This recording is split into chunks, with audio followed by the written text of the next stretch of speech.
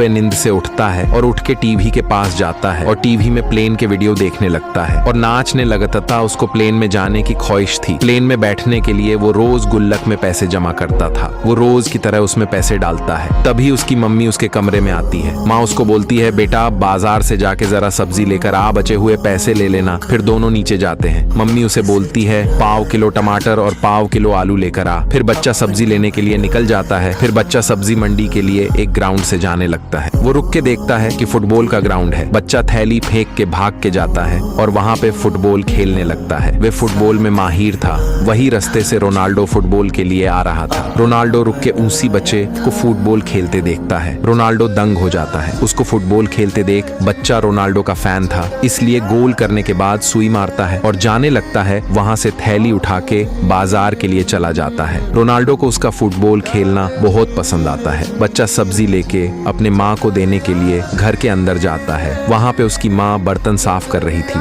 Mummy साफ करते करते बेहोश हो जाती है। बच्चा डर जाता है और माँ के पास जाके माँ को उठा के हॉस्पिटल में लेके आता है। नर्स माँ की तबीयत देख के बच्चे को बोलती है, सीरियस कंडीशन है, इलाज के लिए पैसे लगेंगे। बच्चा नर्स को ठीक है बोल के पैसे लाने के लिए निकल जाता है। वो अपने घर पे आता है। अंदर जाके कमरे में आता है। जीज गुल्लक में प्लेन में बैठने के लिए पैसे जमा किए थे।